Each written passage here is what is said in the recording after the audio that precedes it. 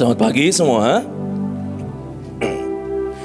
Tema yang saya mau sharing sudah beberapa kali tadi dibunyikan, diteriakan di hadapan Tuhan selama saudara dan saya doa. Tema ini muncul gara-gara saya nggak tahu saudara ingat atau enggak, saya sih akan selalu ingat seumur hidup saya. Hari dimana proses kita buat anggur manis pertama, ada tim Pak Luki, Rolis dan saya. Dan hari itu saya menyadari ada satu hal yang terjadi yang bukan anggur manis yang saya beri, tapi perasan oli mesin yang sudah lewat. Jadi ada yang menyedihkan yang keluar. Dan hari ini di hadapan Tuhan dan di hadapan saudara, saya menyadari hari itu saya salah, berbuat salah. Dan karena itu saya itu mikir, saudara, Tuhan ini ada apa ya gitu. Dan sampai akhirnya Tuhan kasih tahu bahwa ada satu hal yang cukup berbahaya dari hari ini ke depan, yang kalau kita tidak bereskan betul-betul itu akan jadi masalah yang sangat besar, yaitu adalah kesakitan atau di bahasa Inggrisnya agony.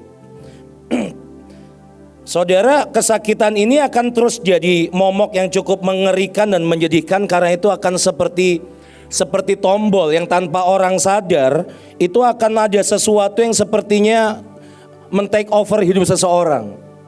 Seperti sebuah sabotase di roh, di hati, di hidup seseorang yang tanpa sadar itu akan mempengaruhi pilihan, keputusan, sikap, hidup dan semuanya. Dan tahu-tahu itu muncul seperti racun, seperti sebuah pintu kecil menuju neraka yang tahu-tahu itu muncul dan mengubah dan merusakkan sangat banyak hal.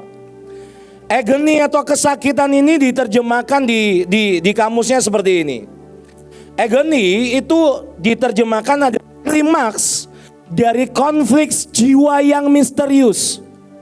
Titik paling tinggi, paling klimaks, paling mentok dari konflik jiwa yang misterius. Karena mungkin saking sakitnya orang gak sadar apa yang terjadi, dan tahu-tahu spirit itu atau kesakitan itu muncul dan mengubah dan memutar balik semuanya. Di terjemahan lain juga disebut unspeakable suffer, sebuah penderitaan yang bahkan mungkin orang tidak bisa ungkapkan atau jelaskan. Agony juga disebut sebuah mental suffering, penderitaan mental yang ekstrim yang sampai ke fisik. Oke? Ada satu game judulnya Agony, itu cukup mengerikan. Itu kisahnya tentang jiwa-jiwa yang tersiksa, yang akhirnya dikasih pilihan hidup oleh satu roh di neraka. Rohnya warnanya merah, saya nggak tahu namanya. Nah, saya akan ajak saudara lihat beberapa orang. Ada beberapa kasus yang terjadi dengan orang-orang yang di tengah jalan, di ujung jalan, ini orang-orang yang menang dengan kesakitan itu. Saya berdoa, mari sambil selidiki diri kita sendiri. Karena sejujurnya waktu menyiapkan ini, saya menyadari dari tadi sesi awal dimulai, saya menyadari bahwa saya juga sangat perlu sembuh dari ini. Saudara, contoh orang pertama adalah orang terkenal. Yang pertama adalah Daud. Mari buka di Mazmur 38. Mazmur 38. Ada orang-orang, ini daftar nama orang-orang yang di hidupnya sangat banyak konflik. Dan ada penderitaan, ada hal-hal tertentu yang sejujurnya cukup mengerikan. Dan sangat mengerikan bahkan. Mazmur 38 ayat 18. Sebab aku mulai jatuh karena tersandung, dan aku selalu dirundung kesakitan. Di terjemahan The Passion ditulis, aku mengakui dosaku, dan aku ini tidak dapat tahan menahannya terus-menerus lebih lama. Pikiran kesakitan itu terus menghukum aku karena kesalahan-kesalahan di masa lalu. Aku merasa terus dibujuk, di pojokan karena apa yang pernah aku lakukan. Saudara, saya gak perlu panjang-panjang. Saudara tahu apa yang terjadi dengan hidup Daud. Perjalanan hidupnya ya, dari apa yang dirampas, dari awal dia ketemu, dari awal dia dengan Saul, dari apa yang terjadi di hidupnya, dari problem demi problem, pukulan demi pukulan, gesekan demi gesekan. orang yang dia percaya yang bawa tombak yang coba lemparkan di hidupnya waktu dia main kecapi. Dan menurut saya bukan hal yang mudah waktu dia harus pura-pura gak waras dan gila. Hari yang tidak mudah juga, momen yang tidak mudah juga buat hidup Daud. Bagaimana dia mencintai Tuhan dan mencintai bangsanya, dan dia demi menghindari peperangan, demi menghindari kejaran pisau, kejaran pedang, cambuk atau apapun itu bentuknya, dia sampai nyebrang ke orang Filistin dan menghamba di situ. Buat saya itu sesuatu hal yang cukup menyesalkan sebenarnya. Karena engkau harus berpindah kubu demi berseberangan. Saudara tahu bagaimana dosa yang Daud pernah buat, bagaimana dia jatuh dengan Batsheba, bagaimana dia harus memanipulasi kematian Uria, bagaimana anaknya harus diperkosa dengan anaknya yang lain, dan anaknya yang satu bunuh-bunuhan dengan anak yang lain. Dia harus dikejar-kejar Absalom, harus terusir dari tahtanya. Dan itu sampai muncul sebuah statement di salah satunya di Mazmur 38, ada cukup banyak kata agony di situ yang Daud ucapkan. Sebab aku mulai jatuh karena tersandung dan aku selalu dirundung kesakitan.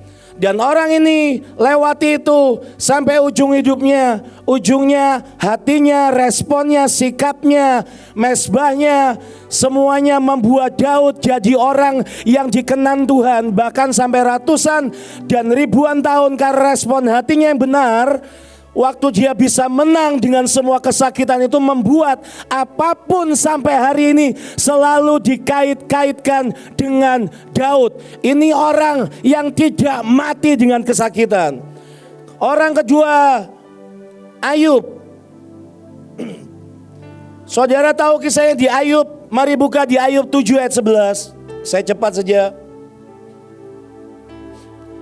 Ayub 7 ayat 11, oleh sebab itu aku pun tidak akan menahan mulutku. Aku akan berbicara dalam kesesakan jiwaku, mengeluh dalam kepedihan hatiku. I will complain in the bitterness of my soul, O Lord. Aku akan komplain di dalam agony dari jiwaku. Saudara bayangkan kenapa orang ini bisa menjadi seperti itu adalah orang ini, saudara bayangkan kalau disebut orang paling saleh semuka bumi. Dan gak ada angin, gak ada hujan. Hari itu Tuhan terpaksa mengulurkan tangannya, membiarkan pintu pagarnya terbuka. Dan tahu-tahu iblis masuk dan merusakkan semua. Anaknya mati, keluarganya rusak, harta bendanya habis. Dari orang yang paling saleh jadi pesakitan. Sampai sekian puluh pasal dia berurusan dengan Tuhan, ngomong bulat. Dia coba ajukan perkaranya, temannya coba bantuin, tapi temannya juga ikut nyalain Tuhan. Ditinggalin istrinya.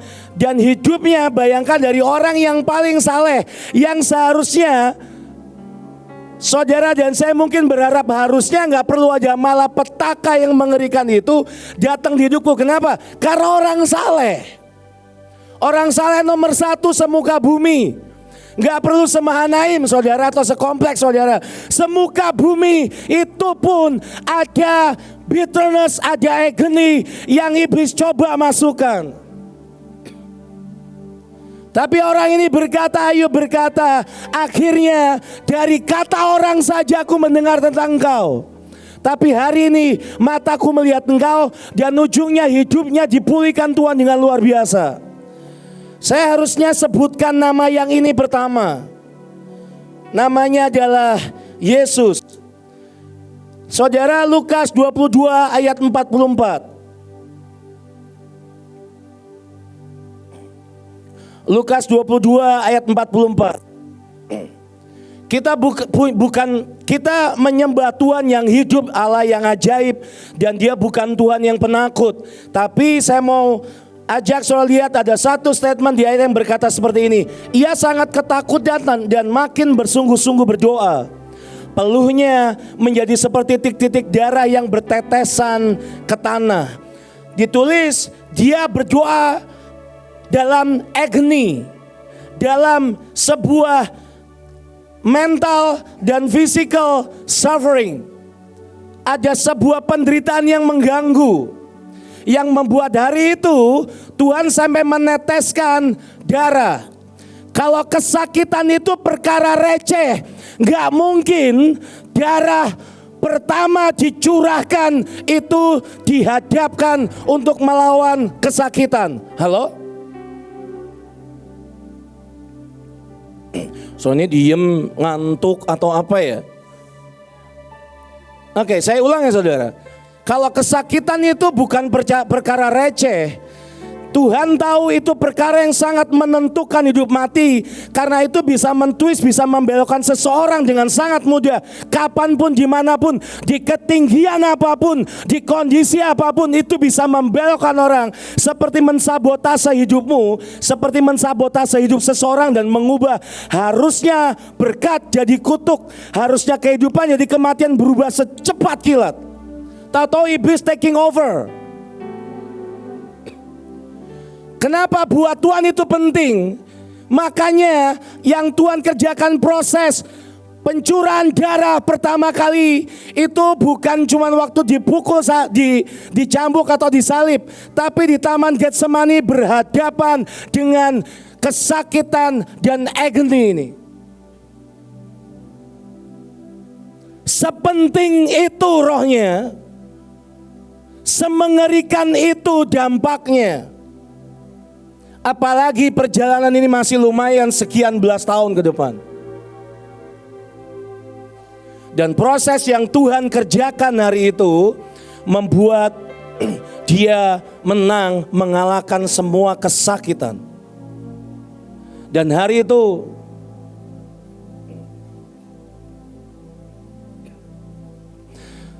dan hari itu bagaimanapun darahnya yang berperang lebih dulu karena ini kesakitan. Gak mungkin Tuhan berkata seperti mau mati rasanya. Itu momen dimana Tuhan Yesus harus pertama kalinya harus terpisah dari Allah Bapa. Makanya ada kalimat, ada momen yang dikatakan Eli, Eli, lama sabachthani. Kesakitan akan membuat seseorang terpisah dari Bapa.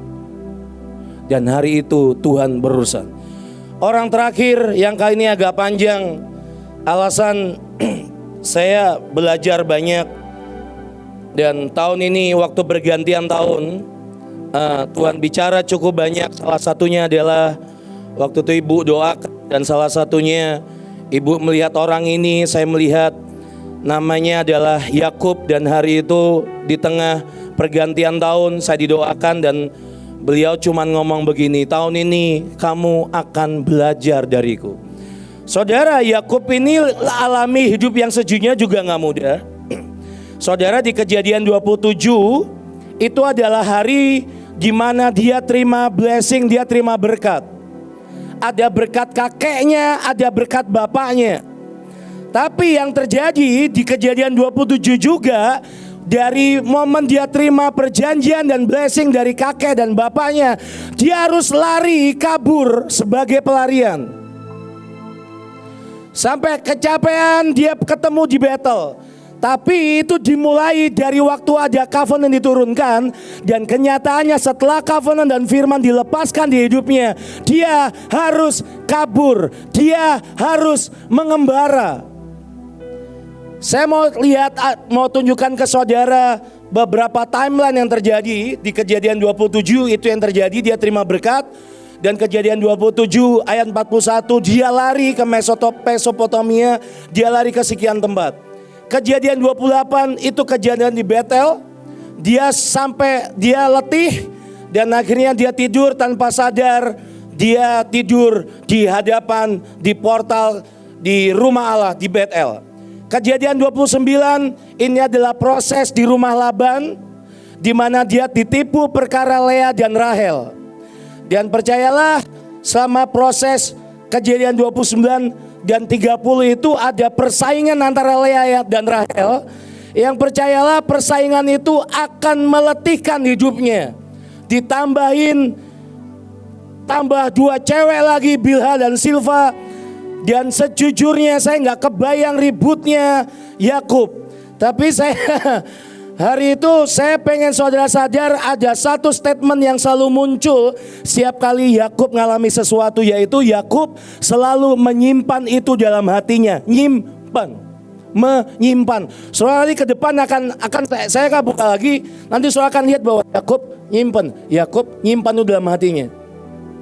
Kejadian 31, Yakub ditipu sama 20 tahun. Dia nipu kakaknya sekali, tapi dia harus bayar itu dengan ditipu Laban 20 kali. Upahnya diganti berkali-kali. Dan kalau Bapak Ibu baca di Kejadian 31, terafim Laban dicuri oleh Rahel.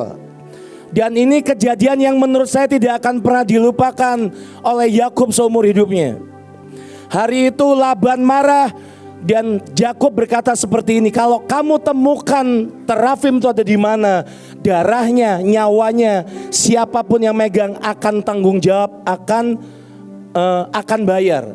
Dan hari itu saudara baca, ternyata terafim itu disembunyikan oleh Rahel kuda atau ontanya. Sementara waktu Yakub sudah mengucapkan sumpah, itu nggak bisa ditarik saudara. Dia tidak tahu bahwa Rahel sudah ngambil terafim dan disimpan. Dengan alasannya lagi mens, lagi haid, dia berkata, maaf Bapak, aku nggak bisa berdiri. Tapi hari itu sudah terlanjur mulutnya mengucapkan pada siapa ada terafim itu, darahnya, nyawanya tanggung jawab. Dan saudara jangan pikir itu mudah dan enak buat Yakub. Di Kejadian 32, saudara tahu kisahnya, itu Yakub bergulat dengan Tuhan. Dan ujungnya, di ujung pergulatan itu dia dibuat cacat permanen. Kejadian 33, 34, tiba di Sikem, anaknya perempuan Dina diperkosa. Dan kalau Bapak Ibu baca, Yakub mendiamkan.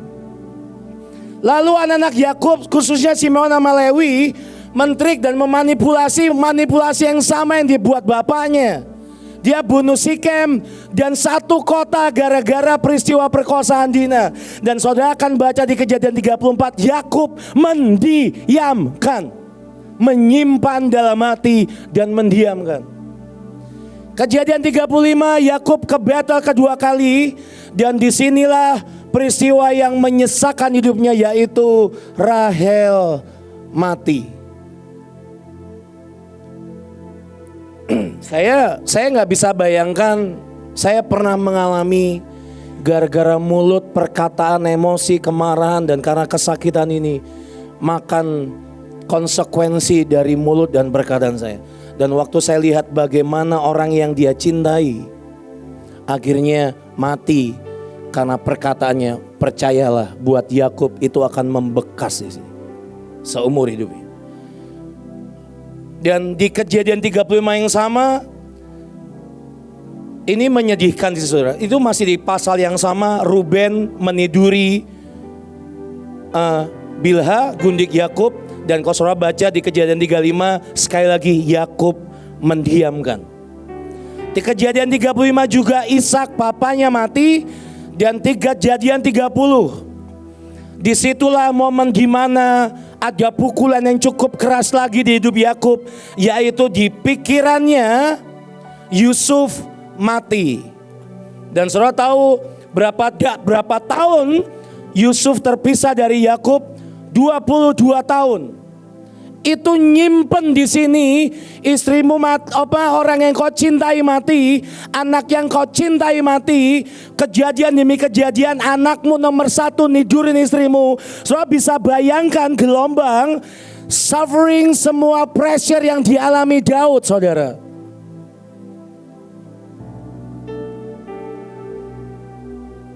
Kejadian 38, Yehuda bermain dengan pelacur, ternyata menantunya sendiri. Benyamin ditawan di Kejadian 44, itu anak satu-satunya. Udah dia di pikirannya Yusuf mati, Benyamin diambil pula. Saya gak kebayang hidupnya saudara. Tapi hari ini kita mau sama-sama menang dengan kesakitan ini. Saya boleh ganti pemain keyboard? Ada kejadian yang buat saya ini ajaib lah saudara. Kejadian 35.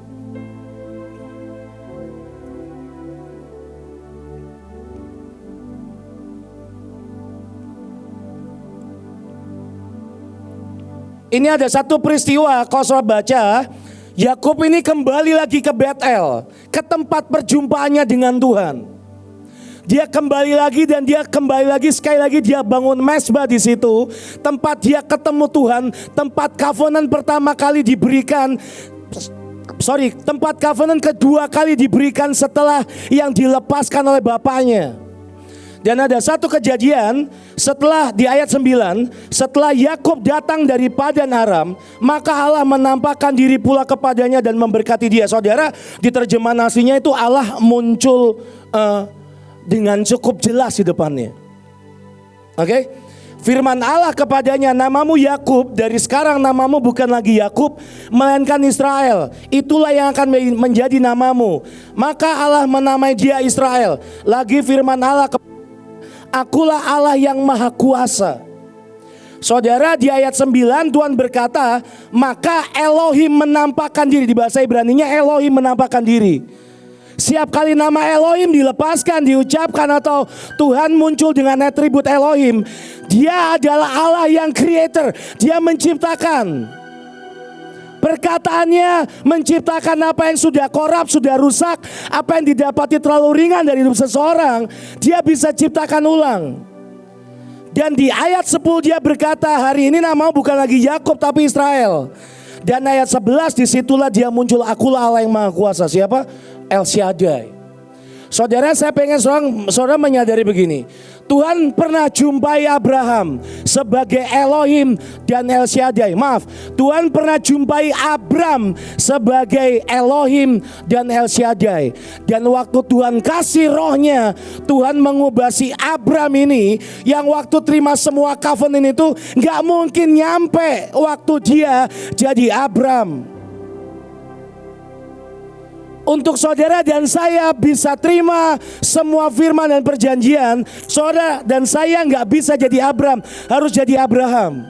Momen yang sama perjumpaan Tuhan dengan Yakub, Tuhan berkata, kamu nggak bisa jadi Yakub karena Yakub artinya penipu, tukang manipulasi. Dan Allah yang sama dengan perjanjian yang sama, Dia datang dan berkata, aku Elohim, aku El Shaddai. Hari ini sah ya nak, yang aku pernah ucapkan ke kakekmu dan ke bapakmu, hari ini turunlah dengan aku ganti namamu jadi Israel. Saya tahu ada proses yang cukup panjang dari hari itu sampai hari ini. Tapi kesakitan tidak boleh menghentikan siapapun dari saudara dan saya. Gak mudah, saya tahu.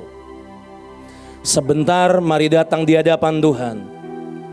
Ada Tuhan Elohim, ada Allah El Shaddai yang hari itu berkata kepada Abram untuk jadi Abraham. Tuhan yang berkata kepada Yakub menjadi Israel. Hari ini saya tidak tahu saudara, apa yang saudara alami. Saya baca dari nama-nama ini waktu saya coba list, saya tahu ada yang terlalu banyak hal yang di luar nalar lah saudara. Tapi kalau kesakitan itu bukan perkara penting, gak mungkin Tuhan Yesus bereskan pertama kali dengan teteskan darah pertama kali hanya untuk berhadapan dengan roh yang namanya kesakitan. Hari akan datang di mana 3 pohon tadi kita akan nyatu makin lama makin kuat bersama Tuhan dan dengan saudara-saudara kita. Kita jadi orang-orang yang hidupnya akan jadi struktur Tuhan di bumi. Tapi kita butuh menang dengan agony. Mari datang sebentar di hadapan Tuhan. Mari bawa hidup saudara dan saya sama-sama.